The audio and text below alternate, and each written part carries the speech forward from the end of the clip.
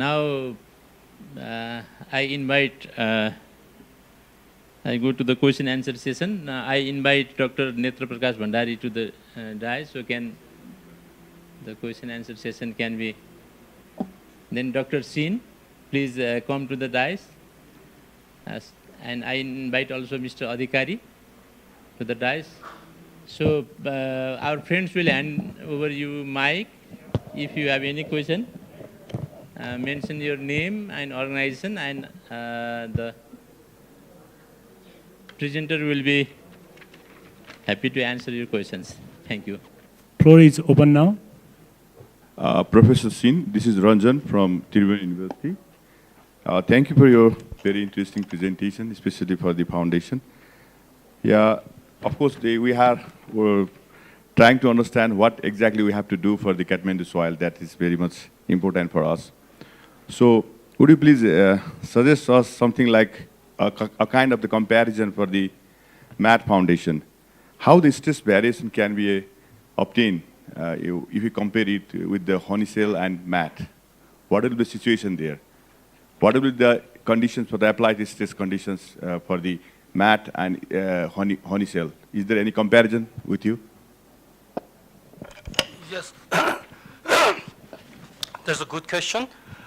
Actually, we tried that comparison in the field test, okay, MAT foundation, about 1.5 meter by 1.5 meter, where we put in the hollow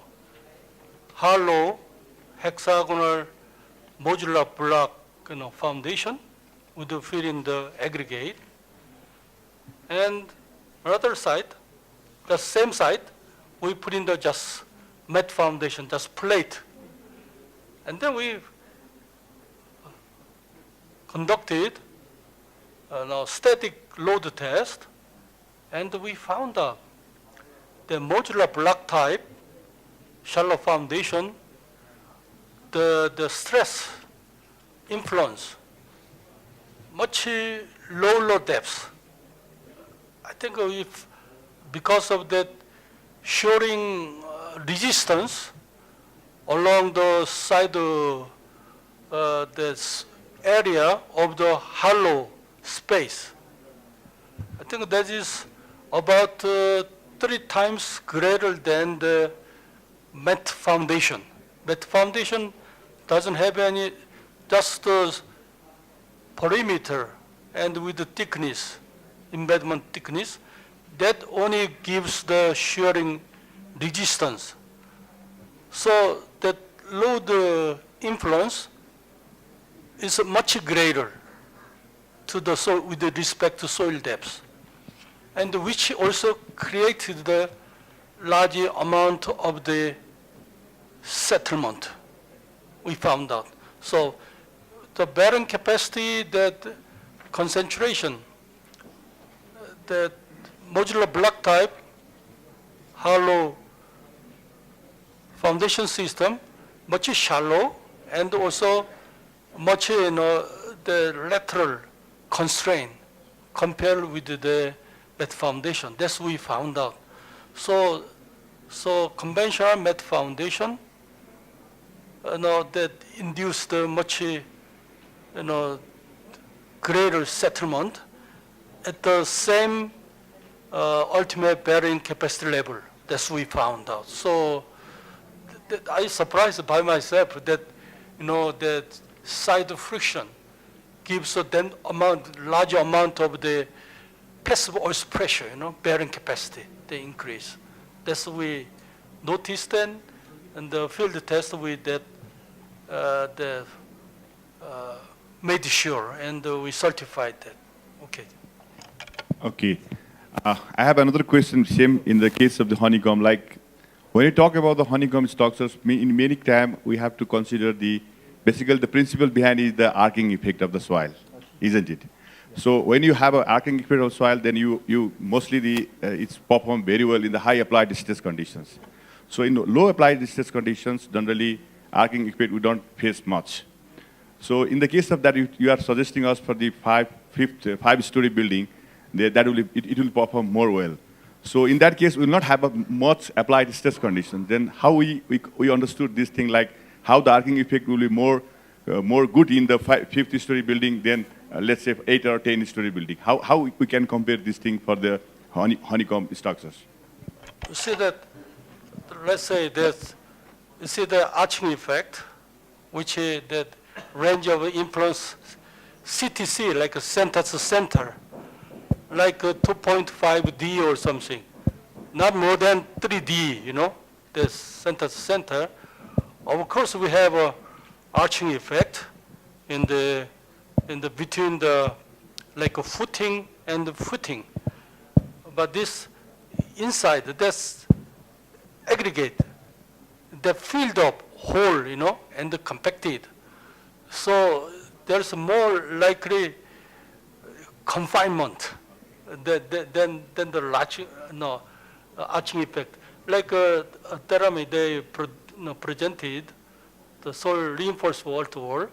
Let's say we have a soil cement column and we have a pile cap, okay? Like piled reinforced embankment. In that case, we have a soil cement stabilized column, and on the top with the pile cap and put in the like geogrid or something, then they create a lot of arching effect. Okay, all the load, the concentrated in the middle part, that because of the arching effect, that transfer to the reinforcement part, you know, soil cement column or something, you know, that we can. I had the experience. We put in the instrumentation. We notify very much, and likewise here we have a modular block type foundation. We put in the load cell, okay, below the footing, and also in the middle part of the footing, and upon the static load, we found out, and the pile, you know, the footing below, which is much greater stress concentration than the middle part of the hollow space. So the arching effect is there. I found out. Okay, that's.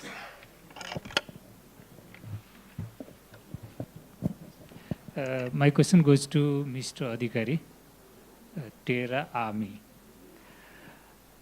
You mentioned of some solution that can be applied as launching apron.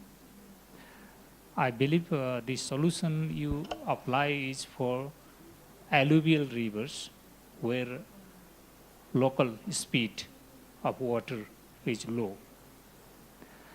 In our case, in Nepal, this gradient is very high, velocity is very high, it's mainly in boulder stage. In that case, will your solution still be applicable, or what range of velocity is the design velocity for your solutions? Thank you for the question. Because I could not speak much because of the time constraint, but thanks for asking this question. Now I can talk a little bit more. Yes, when we are talking about launching apron in alluvial, yes, the velocity is less and you have higher cover. So because of the cables, it have a self-launching procedures. When it comes to a hilly terrain, the scenario is a little different. You have a very high velocity, so that means it will exert a very high shear stress on the mattress, and little risk on the apron because the cover depths are negligible. So you have a little, and we did a lot of projects in Bhutan in similar situation. So when you have a higher shear stress, the critical part is basically the sliding of the blocks. Because you have a slope and you have a shear stress coming parallel to the river, so the dynamics of the physics is different. So in this situation, what we have seen, even up to a velocity of 7 meters per second, because we did both physical modeling as well as mathematical modeling test, up to 7 meters per second, even up to a depth of 5 meters of water, this block can sustain. And it is, if you have noticed, I have shown one picture of Bhutan where the velocity was almost 4.5 meters per second. and it is lying. We have the treatment was done almost 15 years back, and I have recently visited that particular river. So yes, what you need to check is the stability against sliding when you have very high velocity, because it generates higher shear stress.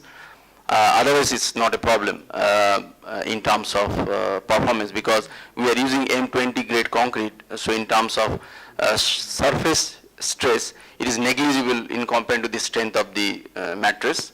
And also the other concern is the boulder hitting the mattress.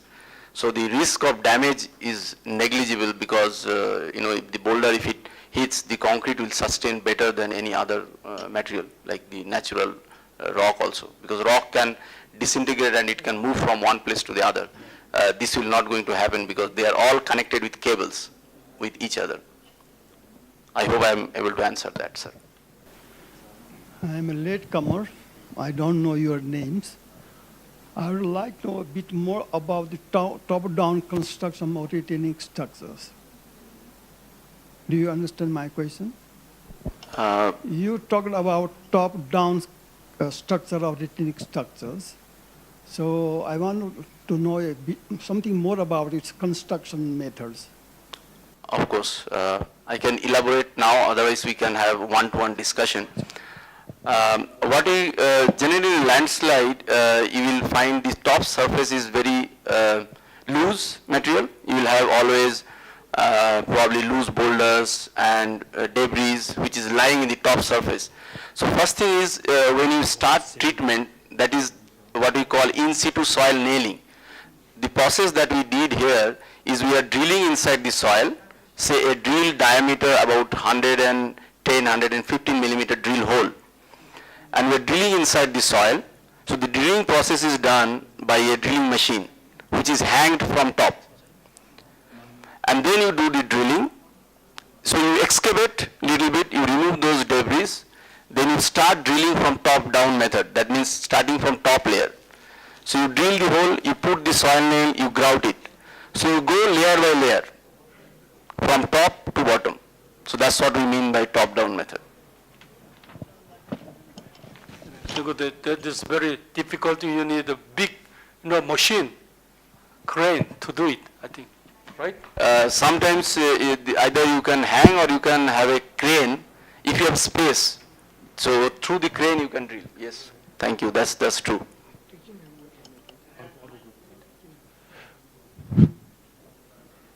Well, I'm Amod Adhikari. Well, I think regarding the top-down structures, whatever you told, suppose we have a 10 meters of road, and if we do not want to change the alignment, and half of it has gone, how you build it up from top? You have to go down where you can get a 10 meter, the space, and then only you have to come up also. True. Then only fill it up and then do it, correct? Absolutely. That's a conventional way. No, here how you do it? There's a place where it is gone already, 5 meter gone. Yes. So how you built it up here? I mean, how you put the panel, there is no rock or anything. You have to go all the way. You have to put a panel and then do the anchoring or rock nailing, whatever you do. Then only you can get it. So I would like to know how you will do it in this situation. So when you have a existing road, in fact the case study that I have shown is the exactly same. The original road width was 12 meter. Actually it's a 2-lane. So in a fine particular day, the part of the lane actually collapsed. So that was the same case study. So it was left with only one lane. If you have observed from the top view, there was only one lane available to us. So this was exactly the same case study. What we did is we first stabilized the existing cut slope by a soil nailing method. So we started drilling from top and we went down, from where we again start filling. The filling part we started by connecting the reinforcement with the nail. So we gone from bottom to top, layer by layer, and we then widened the road. So in this situation, I am allowing the traffic to continue, and I'm not stopping the traffic, but at the same time I am able to complete my structure and provide a widened road. That's how we would do. Hope I have answered the question, sir. Otherwise, we can have further discussion on the subject. Can't you do, nailing and concreting together? Yes, then yes. You put the nails first, top down, you don't have to come from bottom. Top down, you do the nailing and then start construction from the top itself for the wall. Well, you can do that only by in a stabilization, but widening you are not able to do because the widening. Widening means you need to have a measurement and where you have to put the nails, where you have to put the walls, you have to calculate and you have to do it in that way. And if it has gone down, then means you have to start from down and start making the blocks and then go up. Go up with the blocks and then stress it later. Yeah, that's can be done, but you need a huge amount of concrete. So, can I add one very quick layman question to Professor Singh, okay? Which one is best for the low N value soil, like point pile or tapered pile, in your opinion? Which one is best? Point pile that he presented today. Oh, okay. Yeah, point pile or tapered pile. Tapered pile. Which one is best for the Oh, very low N value soil? see that depends on, the number of stories of a building and also soil condition. If you have a soil condition, maybe so bad, point foundation is much better because, and also higher, the surcharge load, then maybe the point foundation is better. But that's expensive, And if you have a little bit, maybe less than 5 stories building, but the soft soil is not very deeper, not extended very much, then modular block type foundation system works. So you see the situation, the surcharge load, and also with respect to the depth of the soft clay, soft layer. Then you can decide it, okay? But the point foundation much safer, but the costly, okay? So you can compensate, consideration of the cost of structure foundation and also number of stories building, okay? So, Okay, thank you very much, and we take are very much. one more question, Dr. Sai, then we are running out of time. So, Okay, thank you. I'm B.R. Sai. I think Mr. Netra Prakash Bhandari, no one asked him question, so I like to a small query just because in Nepal generally for plastic clay soil, generally we do this shear test and unconfined compression test like this. And for traction test, we don't have so much facility in our country. Maybe in the institute, maybe. That's why I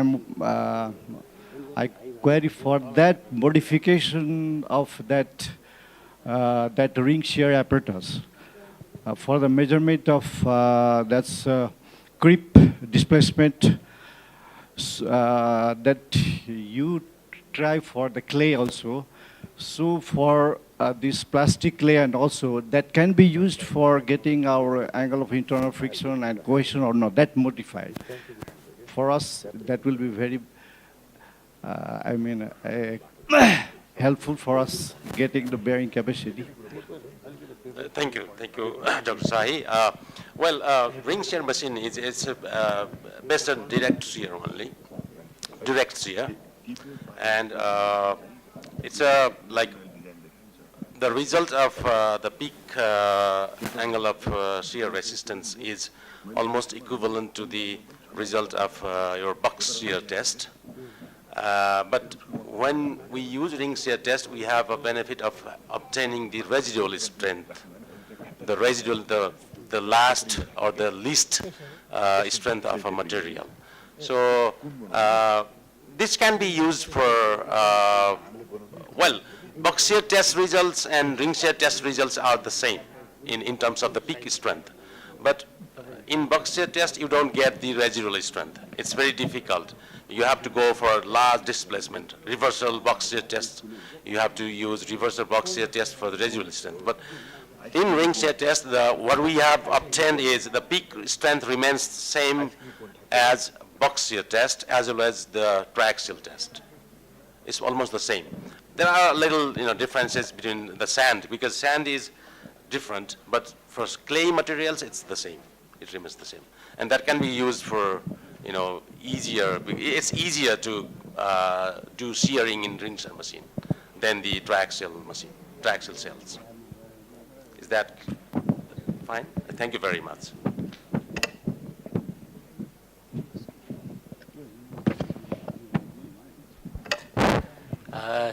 Thank you, everybody. So we are coming to the end of this presentation session, almost to the end of presentations. So we have 3 presentations today. First one by Dr. Bhandari about the creeping landslides. So he talked about causes and rate of creep, techniques in the laboratory to measure creep and soil properties. Even he talked about landslide prediction model also. So it's a very new subject, and young geotechnical engineers can pursue their field of study in this field also. And who have not been able to discuss in the question answer session can personally talk with Dr. Bhandari. So our second presentation was by Dr. Sin. So design of shallow and deep foundation in weak soils. So it's relevant to our country also. So we have some discussion here also. And the third presentation by Mr. Adhikari and Saikati. So about soil reinforcement, very new subject and relevant in the Nepalese context. So I thank all of them, and thank you for the patience also. Thank you very much. And now I hand over this mic to Mr. Chandrika Bhattaji. Thank you very much, sir. Thank you very much for your patience during the memorial lecture. I hope all of you have been benefited from the innovative lectures from the professors and our sponsors. We are already a little bit out of the time, so without much delay, I would like to go to the token of love. I would like to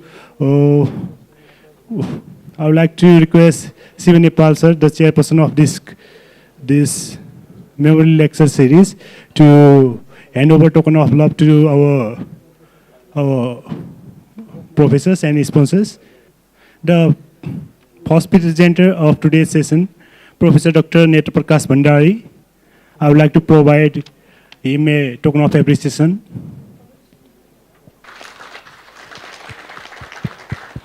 Thank you very much, sir. The next presenter of today's session, Professor E.C. Sin. I would like to hand over the token of appreciation to Professor Sin. Our special guest of today's memorial lecture series, Professor Sin.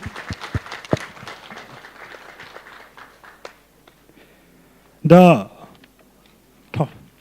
third presenter of today's series, the Terra Army Group, and I would like to request Sivan Nepal sir to provide the token of appreciation to this Terra Army Group, Mr. Atanu Adhikari. Thank you very much, sir. And thank you very much. We have an announcement. If some of you participants haven't registered, I would like to request you to register for the program, or volunteer friends are outside the hall. And if you haven't get the Silver Jubilee badge or the card, then our volunteer friends will provide it to you. Thank you very much, and we will be returning to the program soon after the tea break. Thank you very much.